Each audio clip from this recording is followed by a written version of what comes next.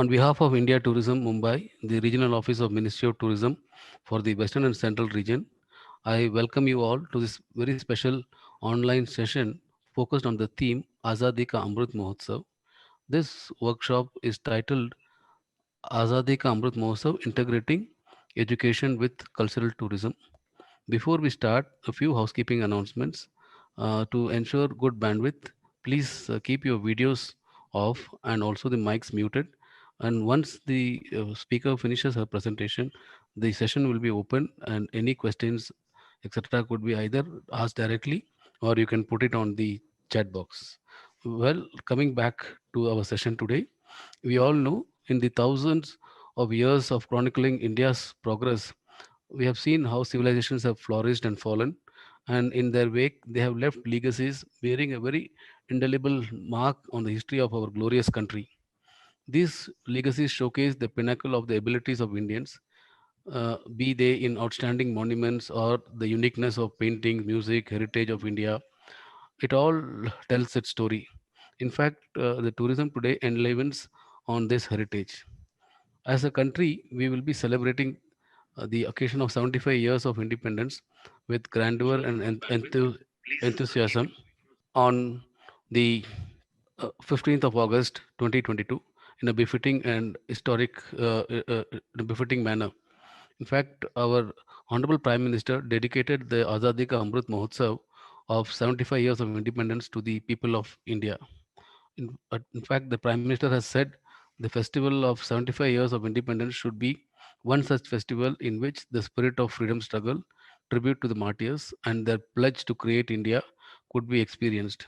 He added that this festival should embody the glimpse of the glory of Sanatan Bharat and also the glow of modern India.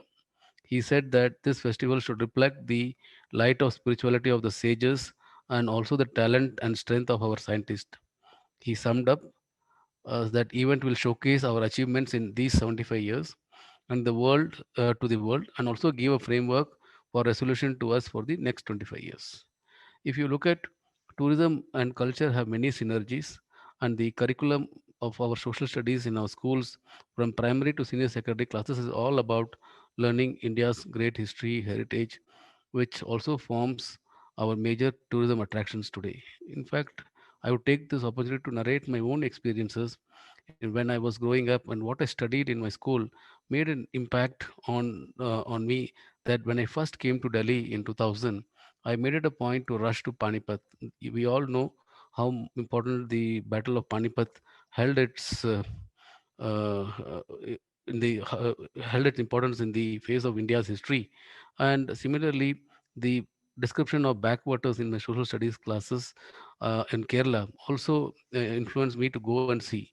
And today we are organizing this workshop especially for the Education Tour Operators Association of India, and this is primarily a an association with approximately 120 members who specialize in organizing educational tours, who together conduct over 3,000 educational tours in an average in a year. And currently, the membership is primarily based in Maharashtra and Gujarat, but it is also spreading to other areas of the country. And the specialty of the ETO members is they select the destinations which are in sync with syllabus of students, but also make question and answer sheets, design activities, presentation, and organize various site visits. And the idea of conducting this workshop came in when the office bearers of the ETOA met me in my office, and we talked about how the Azadi Ka Amrut Mahotsav can be leveraged to kind of bring in new innovative programs so that the students will be able to kind of experience and the message of the celebrations can go far and wide. In fact, I think Ms. Garima will also touch about the new education policy 2020, which kind of focuses on the need for uh, field trips and the learning outside the classrooms, as we are still in the situation of pandemic where schools are not open. But I'm sure Garima ji will also give us option of how we can leverage and use the new technology to reach out with virtual tours, etc. Now, let me also introduce our presenter today, Ms. Garima Chaudhary. She is the founder and managing partner of Hiranya Growth Partners LLP and culturalsamvad.com. I repeat, it's culturalsamvad.com. Ms. Garima is a senior business leader and founder of Hiranya Growth Partners LLP, which is a boutique consulting firm. She has over 2 decades of experience across financial services, digital businesses, education, and culture. Her expertise includes strategy, leadership, change management, and building digital community. She is also founder and editor of the culturalsamvad.com, a platform to appreciate and discuss the multi-hued fabric of India's ancient culture. She is a visiting faculty member at Mumbai University and various other institutes, and she believes that using unique Indian idiom is the key to bringing sustainable change in Bharat. And she also holds a degree in statistics, and she's an alumnus of XLRI in Jamshedpur, and she has served as CEO of the Network 18, K12 Education Ventures, Grace Cells, which are all Topper Learning, and was the director of Capital 18 Investment and Network 18 in her last corporate role. She has also worked in the financial sector with the city, and she has played pioneering role in nurturing the digital payment, digital marketing, and e-commerce during her stint at city. In fact, you will also would like to know that Garimaji started her career with the prestigious Tata Administrative Services. Garimaji, with this, I now leave the web space open to you. Please take us through this journey of integrating tourism and education. Thank you. Thank you, sir, for this wonderful introduction, and thank you to all the participants for joining. So good evening, everybody. When Venkateshan ji was discussing this with me, one of the things that he had in mind was obviously what we can do now that Azadi Ka Amrit Mahotsav is being celebrated.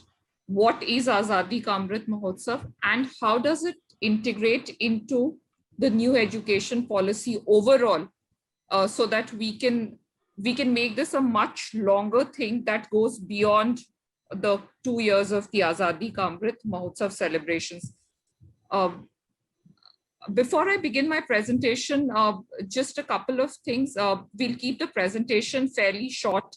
I know people have spent a lot of time over the last 1.5 years looking at on-screen presentations. So we won't spend too much time on that. As far as the structure of the presentation is concerned, what we'll do is we'll first go through what is Azadi Ka Amrit Mahotsav. Some of you may already have read a lot about Azadi Ka Amrit Mahotsav. And what is the new education policy, especially when it comes to the whole concept of education tours. For the first time, I think, which we will discuss in a lot of detail, we've gone beyond the classroom. In many ways, COVID-19 has taken learning now beyond the classroom. But in a different way, the stakeholders are looking at beyond the classroom. And then we'll spend some time on looking at what's happening, what are the opportunities that could come up from the perspective of schools now that this is, now that Azadi Ka Amrit Mahotsav and the NEP both will be celebrated simultaneously. So I'll film. This is a film that was commissioned by Venkateshan ji. It's in Hindi. Let's have a look at it and then we'll discuss the Azadi Ka Amrit Mahotsav. 15 अगस्त 1947 भारत के असंख्य वीर पुत्र पुत्रियों के बलिदानों के फलस्वरूप शस्य श्यामला माँ भारती की धरा ने आजादी के अमृत का पुनः रसास्वादन किया। 15 अगस्त 2022 हिंदुस्तान को आजादी मिलने की 75वीं वर्षगांठ। यह ऐतिहासिक पड़ाव न केवल एक अनूठा राष्ट्रीय पर्व होगा, वरन हमारे अतीत और भविष्य को एक सूत्र में बांध हमारे स्वतंत्रता सेनानियों के स्वप्नों को साकार करने का एक अभूतपूर्व अवसर भी होगा। इस पर्व को अविस्मरणीय बनाने हेतु आइए आप और हम इस आजादी के अमृत महोत्सव के सहभागी बने। यह उत्सव है हमारी आजादी का, यह उत्सव है हमारी बहुरंगी गौरवशाली सनातन संस्कृति एवं अनंत प्राकृतिक एवं मानवीय धरोहर रूपी अमृत का। यह उत्सव है हमारी अनेकता में एकता का। यह उत्सव है एक उज्जवल भारत के स्वर्णिम भविष्य का। यह उत्सव है जन जन का। यह उत्सव है 130 करोड़ भारतवासियों का। यह उत्सव है विश्व के सबसे विशाल जनतंत्र का। यह उत्सव है आपका, हमारा, सबका। यह है आजादी का अमृत महोत्सव। जय Hind.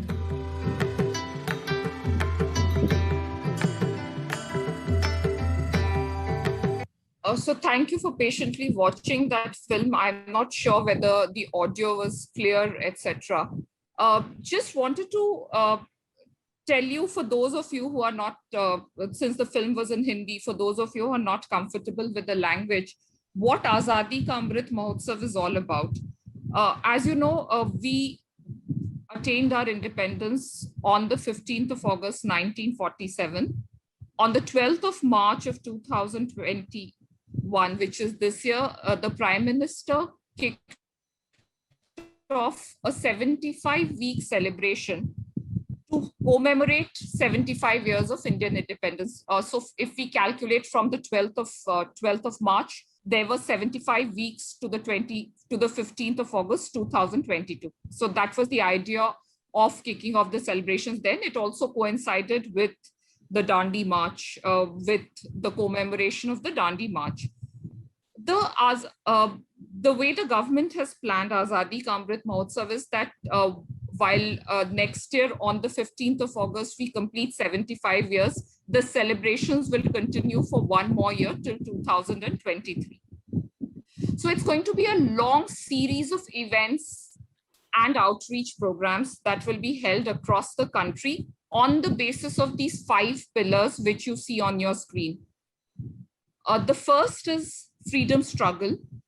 So one of the problems of India and Indians today is that for the newer generations, for them, the freedom struggle is something that they have not seen, and they have not met people who have seen. So this is a generation that hasn't even interacted a lot with the people who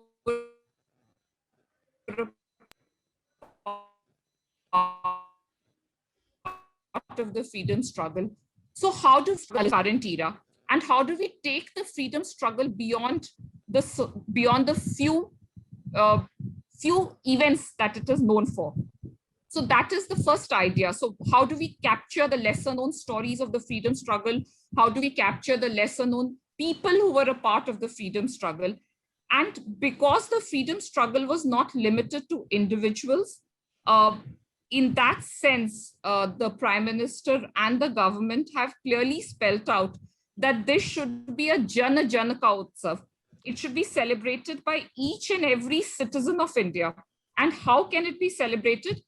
So there are 4 things. One is, what are the ideas that are relevant for India as a nation at 75?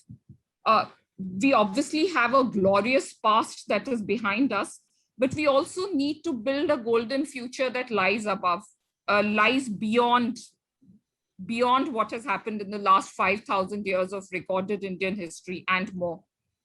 How do we look beyond is a key part of the celebration of Azadi Ka Amrit Mahotsav.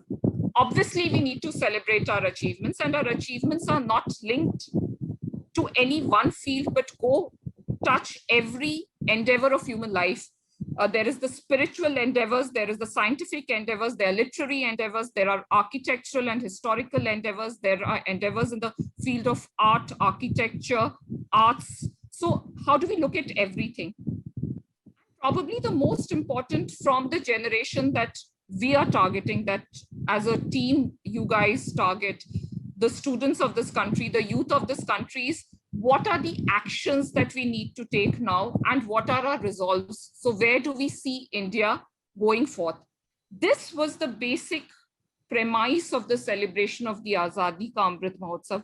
Obviously, it's a celebration, but it is also about understanding the past, interpreting the past, understanding India's diversity and pluralistic traditions, and looking at the future of India that lies from here on.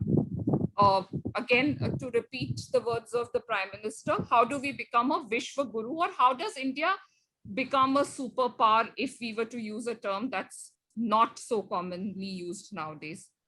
This is what Azadi Ka Amrit Mahotsav is all about. Let's see. It also, incidentally, the Azadi Ka Amrit Mahotsav also coincides with what is called the new education policy. As all of you are aware, the new education policy was released last year in 2020, and now it is being, there are ways and means in which it is being implemented with the country, with the people of the country. So I just wanted to read out a few things from the new education policy. I'm sorry, I've moved away from the screen show because it's a bit tough to move slides sometimes in that. So I'm just reading out something that's very relevant to all of us who are connected with the tourism industry here. This is a paragraph from the new education policy, which basically states as to why we are incredible India. And it says that every day, crores of people from around the world partake in, enjoy, and benefit from this cultural wealth daily in the form of visiting India for tourism, experiencing Indian hospitality, purchasing India's handicrafts and handmade textiles, reading the classical literature of India, practicing yoga and meditation, being inspired by India's philosophy, participating in India's unique festivals, and appreciating India's diverse music and arts. The reason I put out this is because probably it is very important for all of us to note that tourism and Incredible India slogan find a mention in the new education policy, and a very important mention. And that makes educational tours and tourism come alive for everybody. Let's just look at a few words which I've picked up from the new education policy, which are very critical for all of us. So there are 8 things that I thought were very important from the perspective of tourism and culture and Azadi Ka Amrit Mahotsav all put together. So one was digital. Obviously, there is no way of saying how important digital today is, and we'll spend a lot of time on it going forward, especially because many of the things that we might undertake for the next few months may remain confined to the digital realm. The other thing that the new education policy lays a lot of stress on is fun-based learning. So we keep saying, the education policy keeps saying that it is all about how do we make learning fun for the youth and for the students of India. And it's just not limited to the foundational classes, but even to the senior classes. How do you give them a knowledge of India? So for one of the most critical objectives of the NEP is to make Indians aware of India. There is a lot that's happening as far as textbooks, etc. are concerned, but knowledge of India is not confined to the classroom, which is why it's critical from our perspective. The other important stress that the NEP lays on is the whole concept of experiential learning.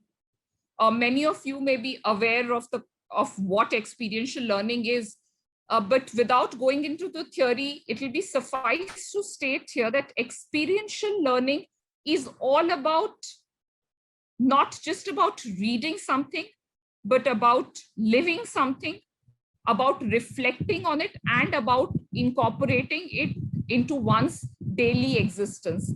And that is why something beyond the classroom acquires even more importance. Cultural awareness and expression rooted in local context. The policy also says rooted in one's own geographical context. The policy lays a lot of emphasis on multilingualism, and multilingualism is again not just limited to the fact that we study 3 languages. Multilingualism is all about the fact that we appreciate the linguistic diversity of India, that we even probably understand languages beyond our own mother tongue and beyond 1 or 2 more languages that we are exposed to. Only then can one appreciate the diversity of this nation. And the last and the most important thing from our perspective is bagless days.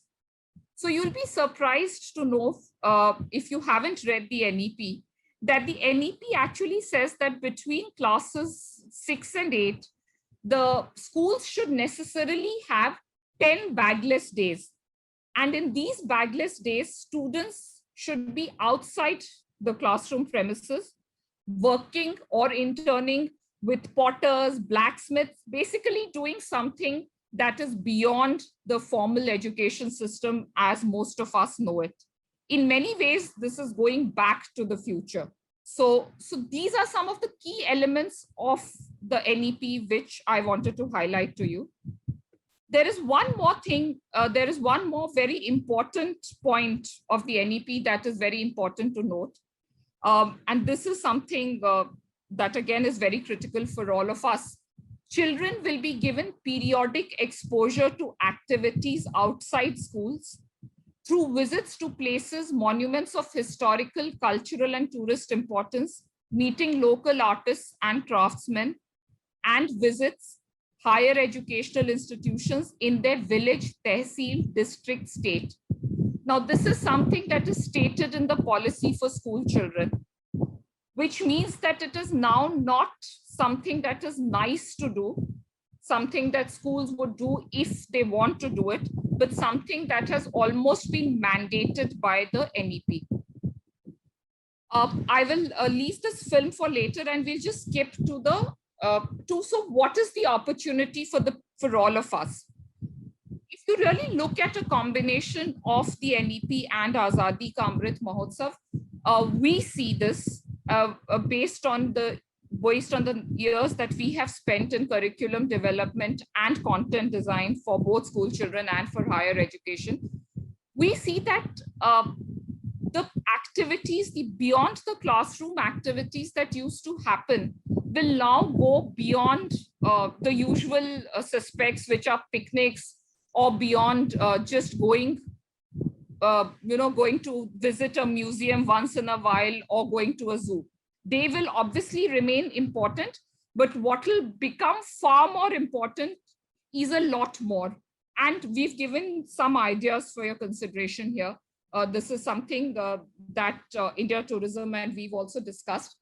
One is Azadi Trails. Now, one of the most important things that Azadi Ka Amrit Mahotsav keeps stressing on is how do we reach out to the people of India and especially to the youth of India by telling them lesser known stories about Indian independence and introducing them to lesser known heroines and heroes of Indian independence.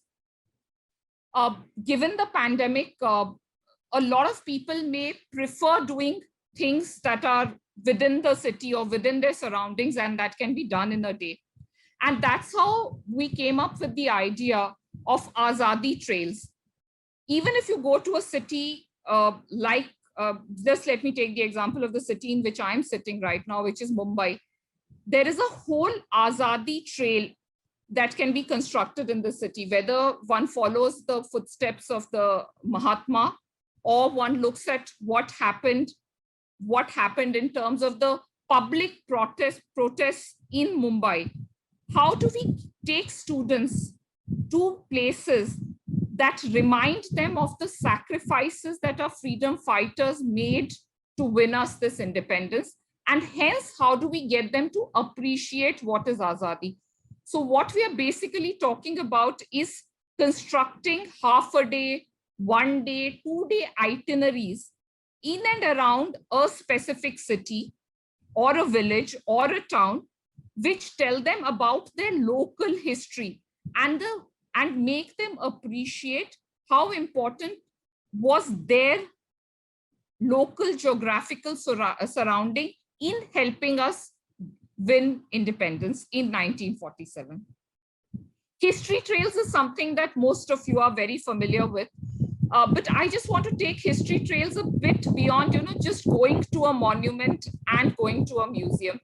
One of the problems that we have seen when we look at how students take some of these history trails, and this is from the other side, this is from an observation side, that for most of them, they just go to a monument. So for example, they go to a Red Fort or a place of historical importance, or they go to Kanheri Caves, or they may even go to something like the Mysore Palace, but they don't appreciate the context. So even if you look at the history of India, they cannot put it in the context of history. And this is of what they have learned in class.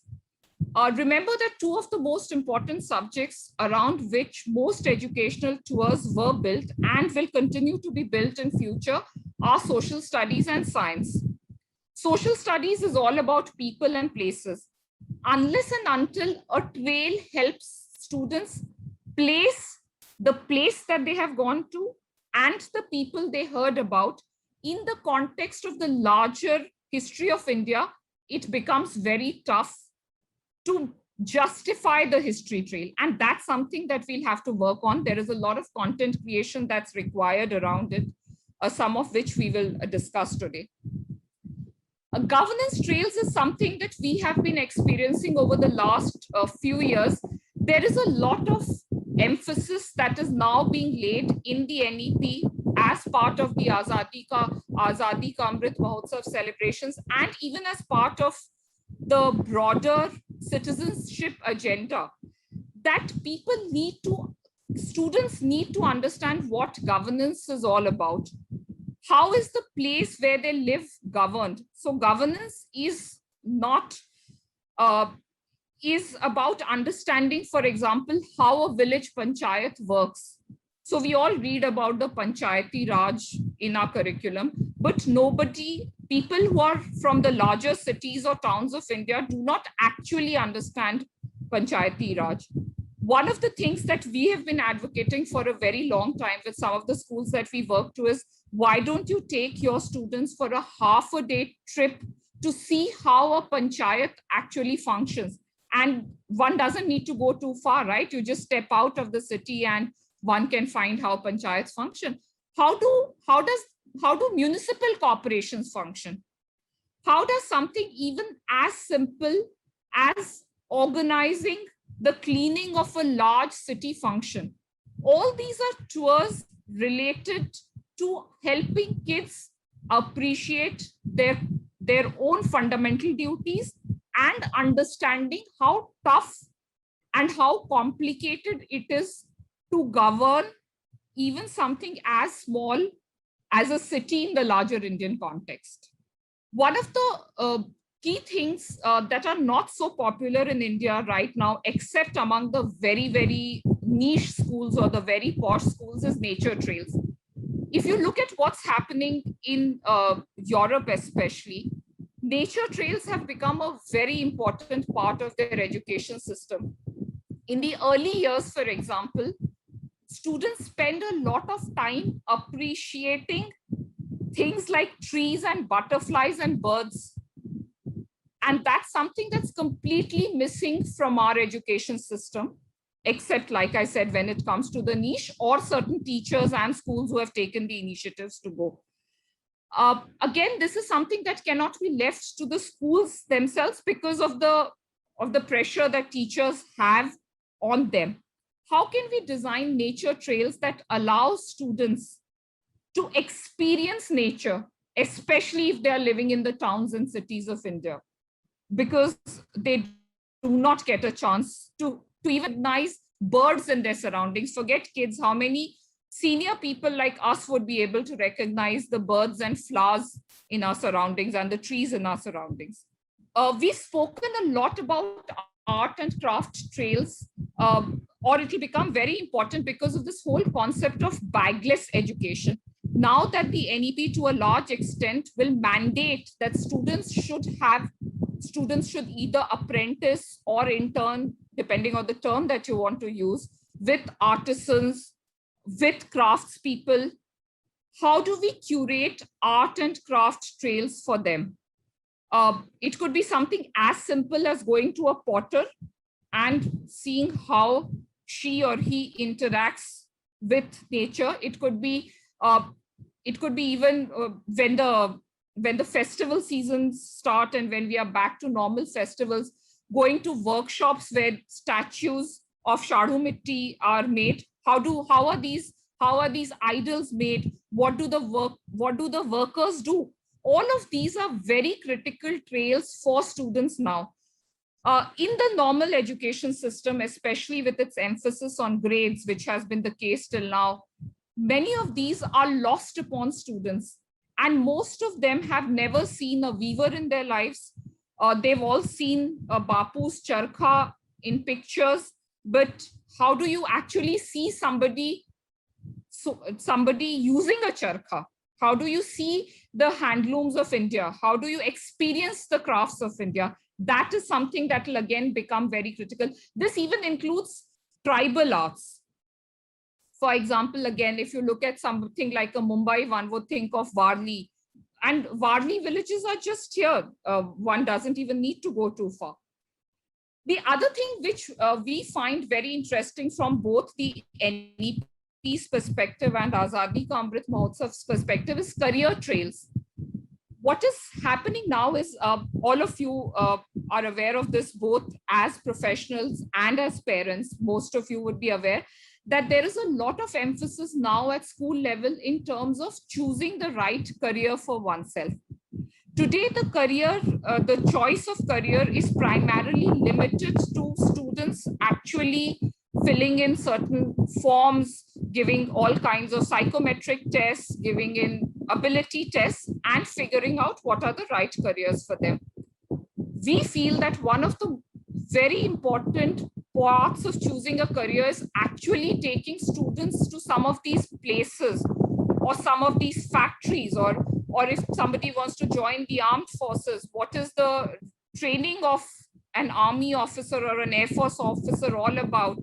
Or whatever career one chooses, or if I want to become a lawyer, what is it that actually happens in a courtroom? All of these career trails will become increasingly important. Yes, students are now thankfully exposed to something that they see on television or the big screens, but that isn't enough. A lot of it is fiction. So how do we actually get them to experience these careers?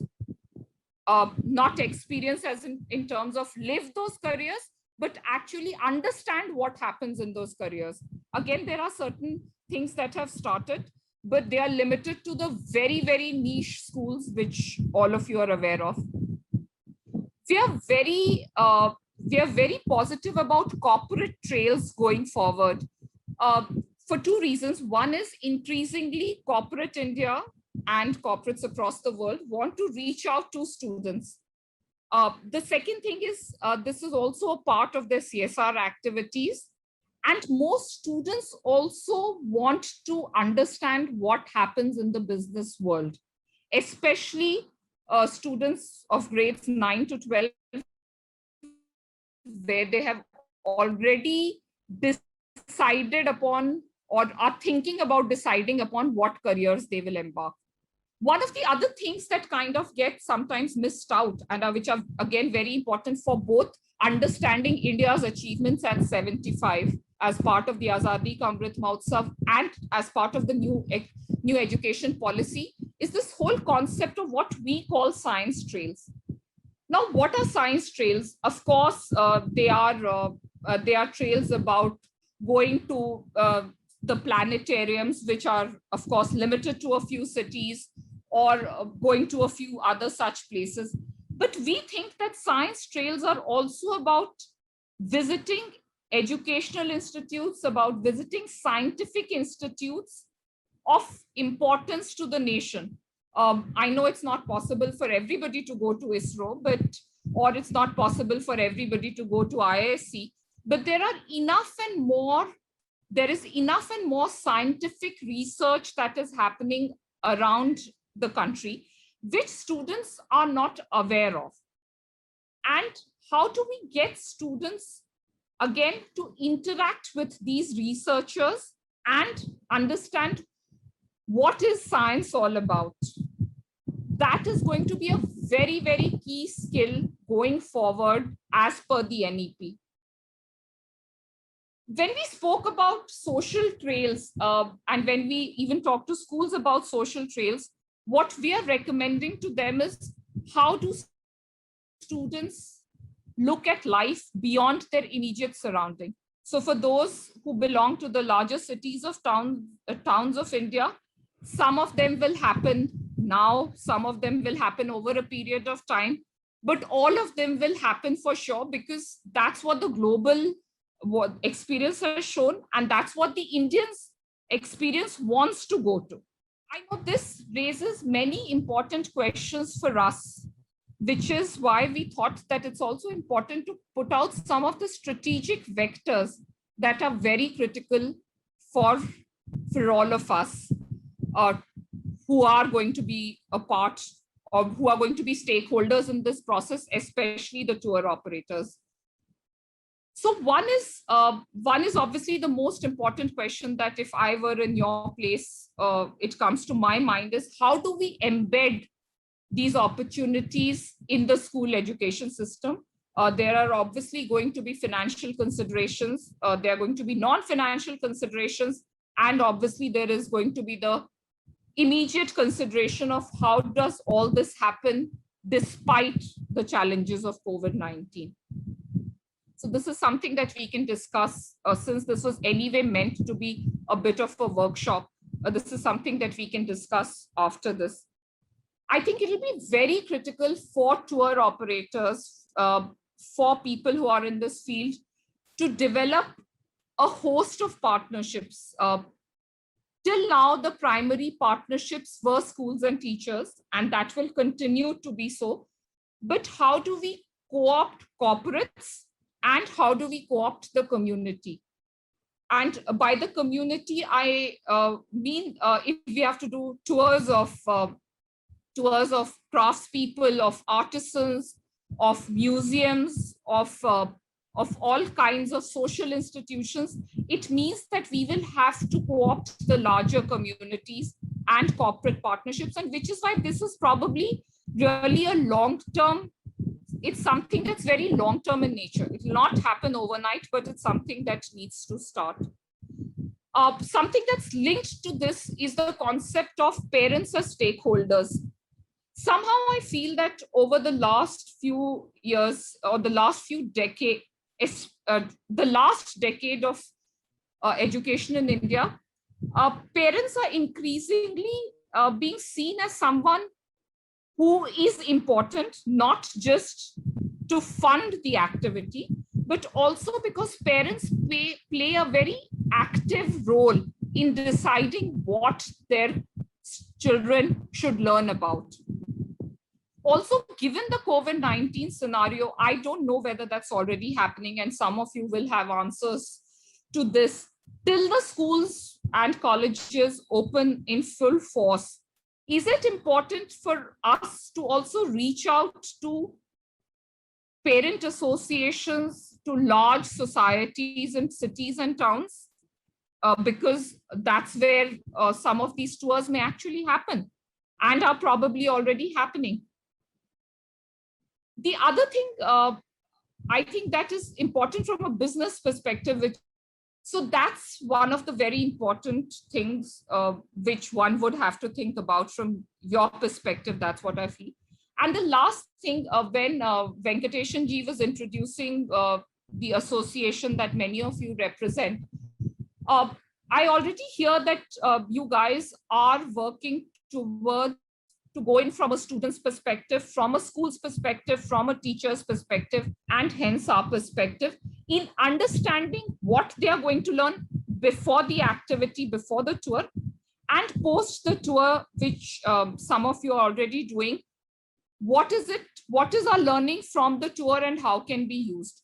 And within the tour also, these are now integrated content experiences. So there is a field experience, there is a digital experience, there is a doing experience in terms of there is an activity that has to happen there, because most parents and most children now like what is called a takeaway, right? There is some tangible takeaway which most of them want to take back, as the term suggests, after the activity or the tour is over. And obviously, the last but not the least is this great digital opportunity. Learning uh, for some right reasons and for not so right reasons has now become increasingly digital. Even when schools open up, when we are back to schools and colleges, uh, digital will continue now to be a part of students' lives. And how we monetize this and how we become a part of the whole digital system is something that's very critical for everybody going forward, not just for schools, but for all stakeholders. We've got a lot of films which we can show you after the chat session is over. But we've spent the last 10 years, not just as a firm, but even developing. I've personally led teams that have developed educational content for 12 boards of the country. And one of our experiences at content development is one is that most people don't think of content or educational material, all educational material and educational experiences, as something that is part of one whole. Uh, and that's something that we keep talking about. It is about seeing how they are integrated with one another. So, for example, if there is a pre-talk, if I am going to visit the Red Fort, and if there is a pre-talk that is given to me, it really needs to focus on what I'm going to see at the Red Fort. There is no point in just telling me about things that I will not be able to experience at the Red Fort. At the Red Fort, if I am at the Red Fort in New Delhi, there is no point in having activities there which will not allow me to absorb the surroundings. There's no point in showing me a film at the Red Fort, which will be a 30-minute film, when actually I could better spend my time with a guide going around the Red Fort. And at the end of the activity, when you guys give worksheets, when you guys give takeaways, how does it finally weave into how does the place and the people at Red Fort, the people who were historically associated with the Red Fort, the historical events at Red Fort, and also the people who are currently in the Red Fort, how are they associated with Red Fort? What is the position of the Red Fort, or why is Red Fort important to contemporary India? If all of these components do not come together in a multi-platform experience for the student, they do not leave an impact. And then it merely becomes a tick in the box. That's been one of our primary experiences over the last few years. So this is something that I just want to leave with you.